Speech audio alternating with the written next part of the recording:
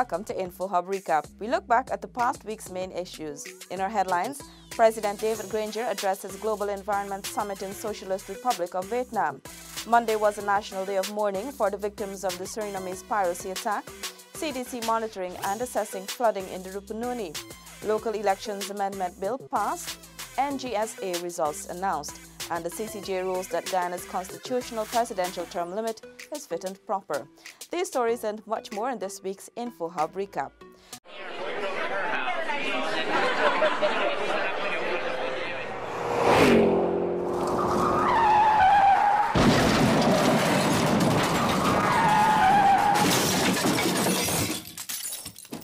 First, we tell you that last weekend, the outgoing Chinese Medical Brigade were commended for their service at a farewell dinner hosted by the Ministry of Public Health and the Chinese Embassy.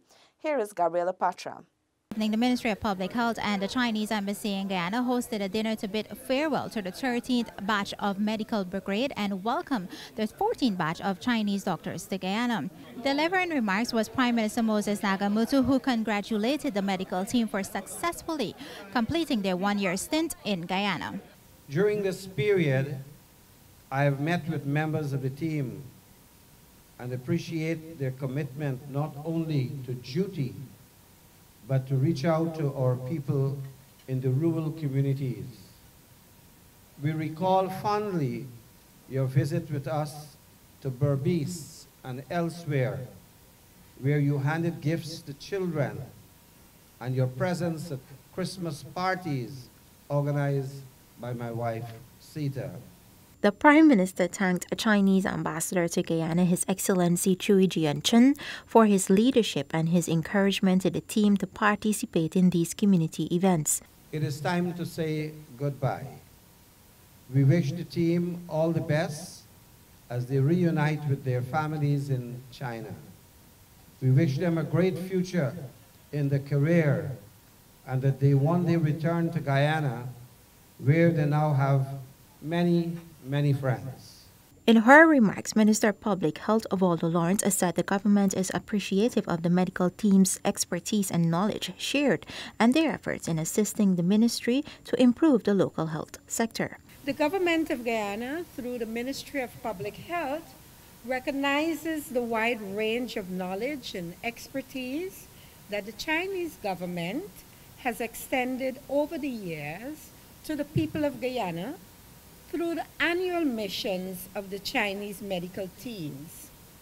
And as the Minister of Public Health, I wish to take this opportunity to express our gratitude for the solidarity, support, and invaluable service to our health sector.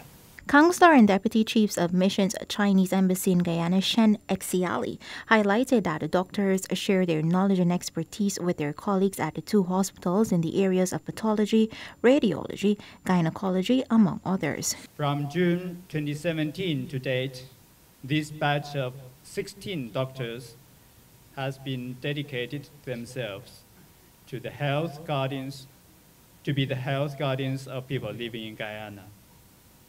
They offered a wide range of medical expertise in areas of pathology, radiology, surgery, nephrology, and gynecology, among others, with punctuality and competence in Georgetown, Linden, Giftland, remote places like Kwakwani and Vietnam.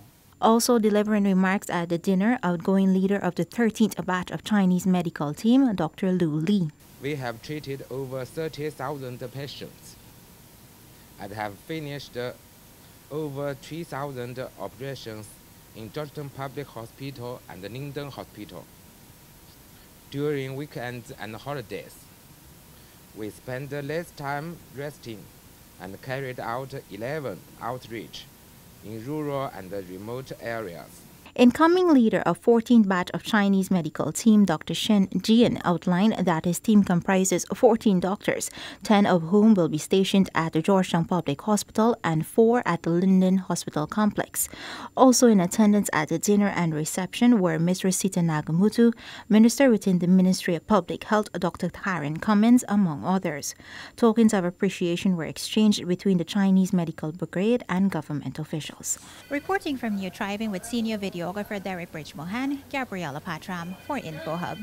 Monday, June 25 was proclaimed by President David Granger as a national day of mourning, as a memorial to the Guyanese fishermen who lost their lives in the heinous pirate attack in Suriname's waters in late April. Here are the details. The proclamation called for the golden arrowhead to be flown at half-mast to demonstrate solidarity with the families of the fishermen who were murdered and to pay respect to their memory. We are deeply grieved by the tragedy. Clearly, some Guyanese have been victims, and we are in touch with the Surinamese government and also the Surinamese police authorities. Our police in the B Division, which is the East Berbice Quarantine Division, are in touch with their families, and we plan to observe, formal mourning. It's a great massacre, a great tragedy. During the incident, 5 boats with 25 crew members were attacked. 9 persons survived the brutal ordeal. 4 bodies were recovered, while 12 remain missing and are feared dead. The boats and crew were attacked on April 27. The Romania, captained by Dionarine Goberdon, is believed to have been the first boat attacked sometime around 1830 hours. Goberdon, a father of 17 children, said he drifted for 22 hours some 8 miles away from shore. He barely remained afloat until reaching land and notifying police. The bodies of 2 crew members washed ashore and were identified as Tilak North Mohabir, called Mahesh Sarju. Those of Bharat Hiralal and another identified only as Palam are still missing. The Romania is still missing and is believed to have been stolen by the pirates. The Joshua, owned by Rosé Jones, was found submerged in water. It is believed that it was sunk by the pirates after their attack. The captain, Aki Bai, was the lone survivor and has since gone into hiding, fearing for his life. His crew members were Lalata Pasad, a father of 4, who had migrated to Suriname over 18 years ago. The others on board were nicknamed Spanish Man, Bandara, and Mukesh. The name of the 3rd boat has not been confirmed. On board were Ramesh Sanchara, Ramnarayan Singh, Luknarayan Prasad, Rajendra Bisesar, and the captain, Dharmadru Prasad, who was also one of the survivors. The last boat, believed to be attacked sometime after 1 a.m. on Saturday, May 5, was the Shifani, owned by Hemlal Ramsaran. Dinesh Prasad of Sheet Anchor East Kanji was the captain. His crew members were Ralph Anthony Couchman, Glenroy Jones, Gorkhan Outar, whose body was found washed up at the number 63 beach, and survivor Sherwin Lovell. The government, through aerial monitoring along with the GDF's constant presence in Guyana's waters, eliminated piracy, which had reached epidemic proportions prior to 2015. We have been very successful over the last 2 years in curbing piracy. So this has come as a great setback, and we extend sympathy to the families of the bereaved, but right now we don't have all information. We are in touch with the Surinamese government, and we'll be making a public statement hopefully by tomorrow when the Minister of State gives his press briefing. Minister of Public Security Kemraj Ramjatan explained the visit to the neighboring country by himself and senior security officials yielded fruitful information. The very first morning of our arrival, I met with about 25 members of the relatives of the victims. We then had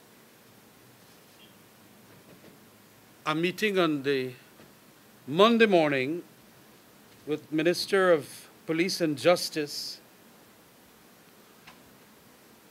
Minister of Defense, Minister of Agriculture, the police commissioner, and the chief detective, who was the person in charge of the investigations. And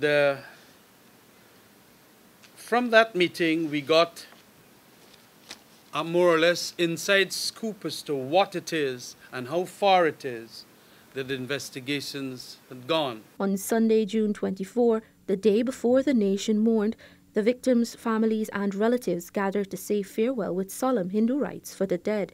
Well, that is a good thing that he's done, you know. And maybe if he could do it like every year or so, would be a possible, because that is something, since I'm 24 years old and I never noticed anything like that.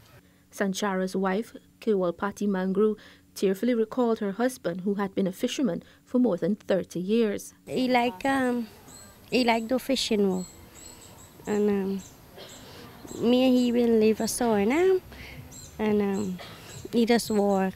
And he doesn't do nothing, and so he doesn't mind me, and me just mind my grandson. Me got 3 children. My grandchildren. In addition, the wife of Dinesh Prasad, Kavita Ibrahim, and Nandrani Sukra, mother of 19-year-old Ralph Couchman, spoke of the challenges they now face following the attack. Right now, me got me 2 children them are paying rent. Me need nobody to assist me. Nobody me get to assist me. If me not pay me rent, me gonna get put out. The people go put me on the road with my children, we part, me gonna go. Me not got a family set.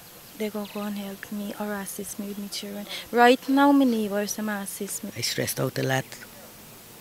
Many days I don't sleep, many nights, many days I in the hammock sit down crying without eating nothing. And I eat little food, so it lasts me till the next day. You get no appetite or nothing. It stressed me out big time. And the last I saw my son was on the 10th of January when he left Guyana to go Suriname and never ever see back until today. Parliament today observed a minute of silence. Minister of Public Security Kemraj Ramjatan told the House the day of mourning for the slain fishermen coincides with the United Nations Day of Seafarers. For Info Hub, Tiffany Rogers. The Local Authorities Elections Amendment Bill 2018 was passed by the National Assembly. Renetta Lafleur was there and filed this report. The bill was presented by Minister of Communities Ronald Bulkan, who said that it seeks to officially restore the local government elections process. The bill is arranged in 6 substantive sections, namely sections 2 to 7. Section 2 deals with the amendments to Chapter 2801, Section 3 to Chapter 2802, Section 4 to Chapter 2803, Section 5 to Chapter 2809, Section 6 to the Local Authorities Elections Act, Amendment Act 1990, and Section 7 to the Election Laws Amendment Act 2000. The bill addresses the terms of offices, tie resolution, and plurality principle, among other issues. Minister Bulkan explained that if passed, the bill will allow for democratic selection of regional leaders at all levels. Honorable members will be aware of the strategic agenda of this administration, which is to entrench local democracy as part of the governance architecture, to jettison the winner-takes-all model and formula, to embrace participatory democracy and people's empowerment. In this regard, to honor Article 12 of the Constitution, which says that local government by freely elected representatives of the people is an integral part of the democratic organization of the state. This bill is in keeping with pledges made by the government to provide citizens with their right of local democracy. Renetta Lafleur for InfoHub. Stacey Carmichael reported that Finance Minister Winston Jordan clarified that Guyana's external debt currently stands below 50% of its gross domestic product. The 2016 report indicates that Guyana's debt level of 45.2% in 2017 and 46.4% in 2016 was a reduction from 48.6% in 2015. This is a significant achievement for Guyana's economy when compared to other countries in the region. Some CARICOM countries are not doing so well financially. Statistics show that Barbados had a debt-to-GDP ratio of 145% in 2016, Jamaica 120%, Antigua 93%, and Grenada 89%. These debt levels are dangerously high. In the case of Barbados, it has meant severe cost-cutting measures by the government and a move to the International Monetary Fund for assistance. On Monday, Finance Minister Winston Jordan assured that the economy remains sound and the country's external debt levels are still below 50% of the country's GDP. This is a key indicator of a country's financial health. It's still below 50% of GDP, so not to bother.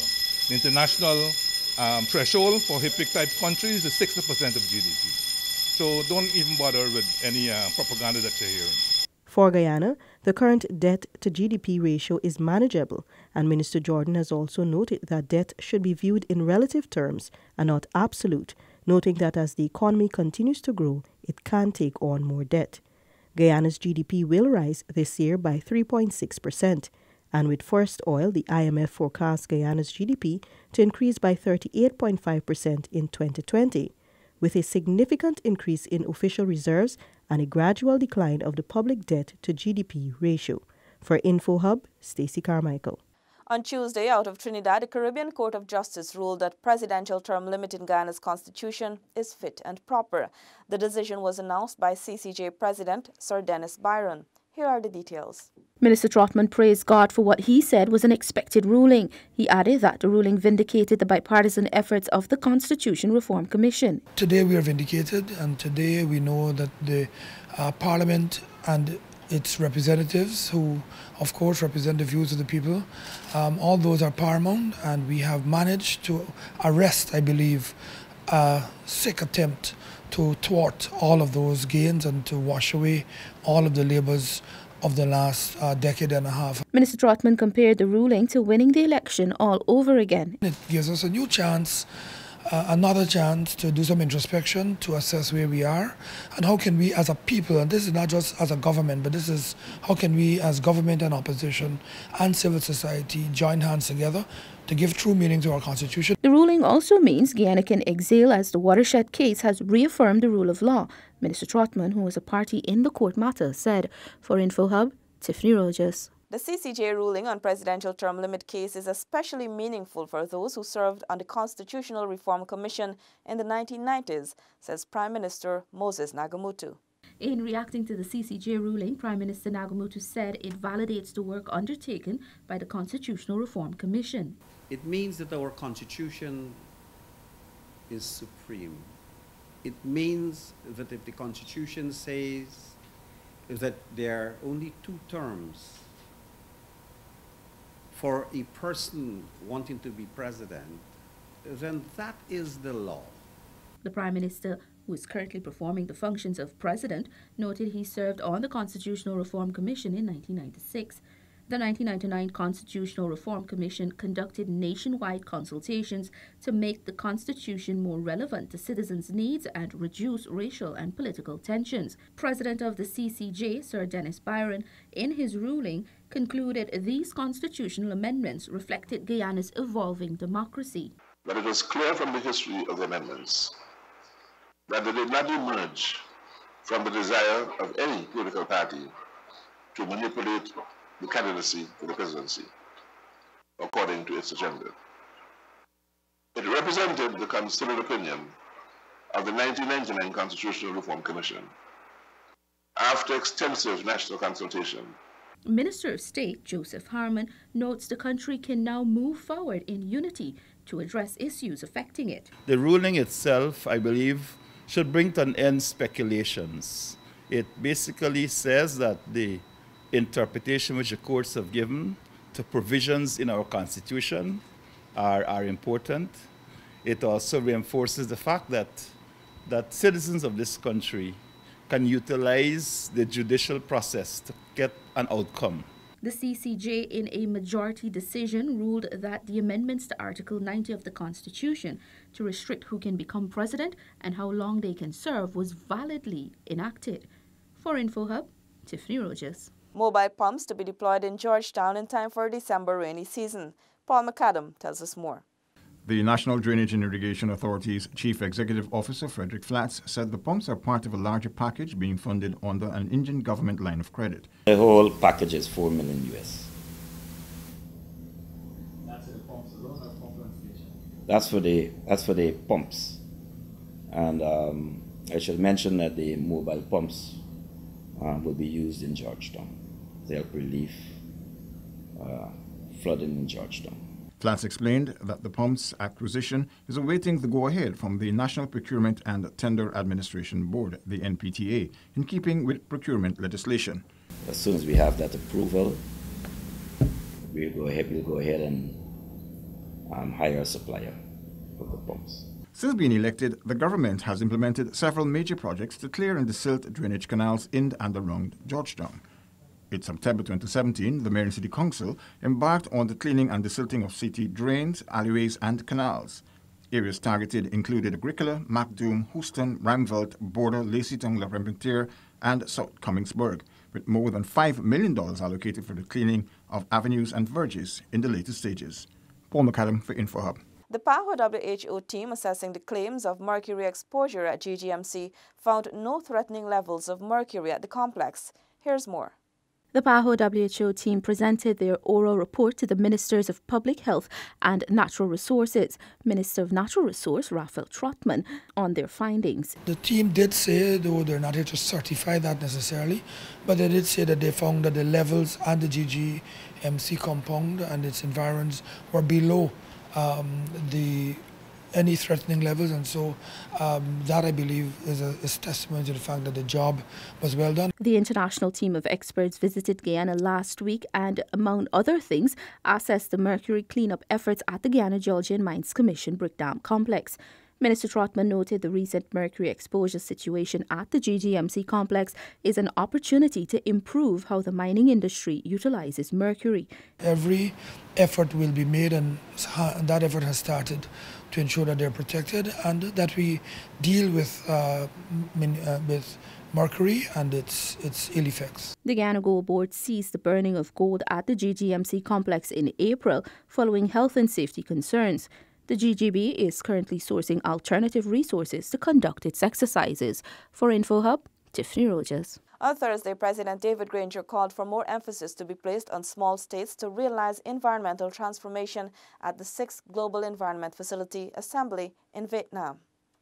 President Granger noted small states are making big contributions towards global economic and environmental security, despite being the most vulnerable to environmental threats. The GEF, the world's foremost institution for financing environmental change, must aim at delivering transformational change by forging not only global, but also regional and local partnerships. The head of state said the Guyana Shield can be developed as a model of international cooperation. Guyana is at the center of the geographical shield and could contribute even more to delivering transformational environmental change in a more comprehensive manner, the president added. The GEF should continue to work with subregions, as it is doing in the Amazon Sustainable Landscape Program, to confront common challenges. Such an initiative involving the Guyana Shield can become a model of how the GEF can work with small, medium, and large-sized states in delivering transformational change and advancing the United Nations Sustainable Development Goals numbers 13, 14, and 15. The GEF was established to promote global environmental cooperation. Over the last 27 years, GEF has been a financial lifeline for projects in small states, enabling them to enhance their contribution to global environmental security. The 183 countries that are part of the GEF meet every 4 years. For InfoHub, Tiffany Rogers.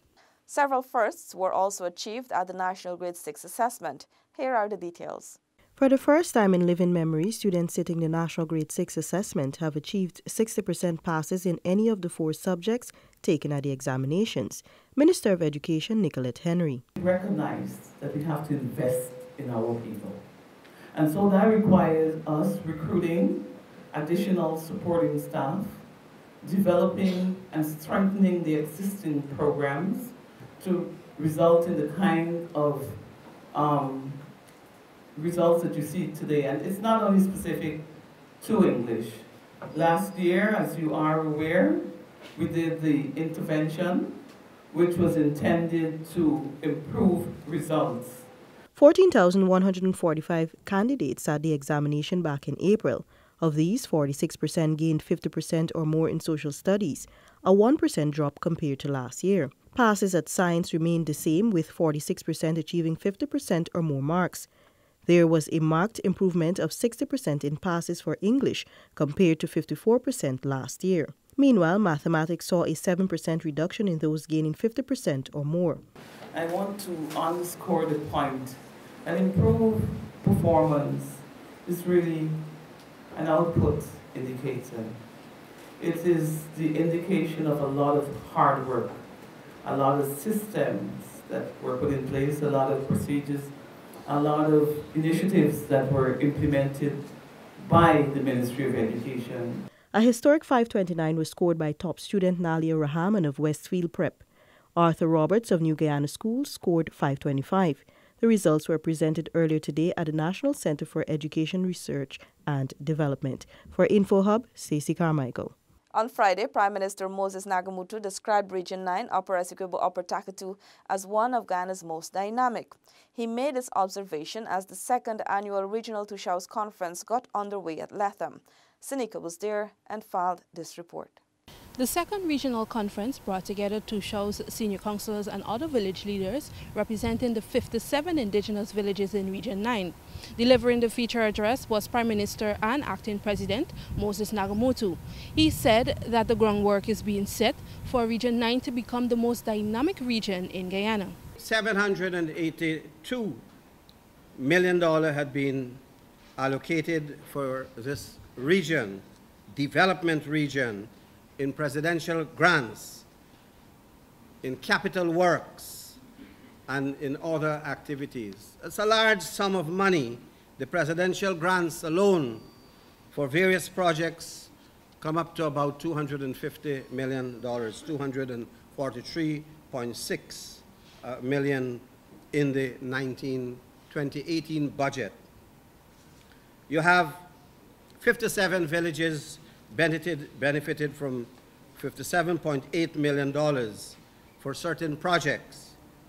You have Bena Hill Institute benefited for Green Energy Development Center and for equipment and workshop and labs, and for the development of tourism in Karasabai, $5 million, Aranaputa, tractor and trailer. All that we heard this morning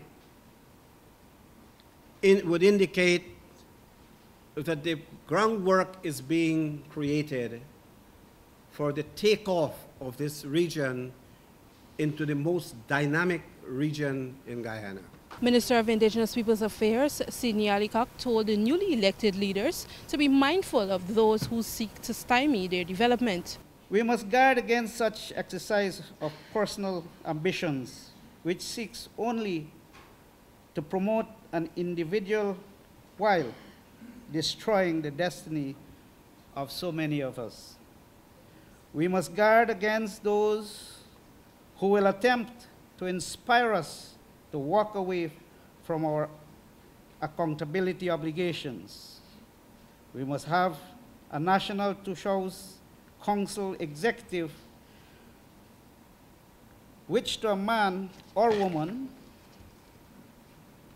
commits to transparency in its dealings, honoring all of its legal obligations, and accounting for its stewardship in every respect. The event also saw some 16 villages receiving presidential grant totaling over $20 million to embark on green sustainable projects. From Latham Region 9 with senior videographer Tejpal Bridgmahan, I am Seneca Thorne for InfoHub. The Foreign Ministry launched a campaign to help you understand the Guyana-Venezuela border controversy. Minister of Foreign Affairs Kyle Greenwich said that this addresses the concern of ensuring the general public is more aware of the matter. It also seeks to bring more young people on board in the public awareness campaign. One of the Cabinet's concerns has always been whether we are doing enough to ensure that the Guyanese public as a whole understands the issues surrounding the controversy. Minister Greenwich explained that TV programs, printed materials, films, popular personalities, and even musicians are being used to highlight the matter. One of the things they were very concerned to address was that whilst in the let us say, in the pre-1992 era, the bulk of the adults in this country would have been exposed to the story of Guyana's controversy. They would have been studied it at school. They would have been in trade unions, in NGOs, and in other entities. It is the foreign minister's hope that by disseminating the information in simpler, more eye-catching format to as wide a geographic range as possible, citizens would be better able to understand the issue and know that Guyana stands unwavering on its position. For InfoHub, Stefan Gabriel. You have been watching InfoHub Recap, where we share the past week's top stories. Goodbye.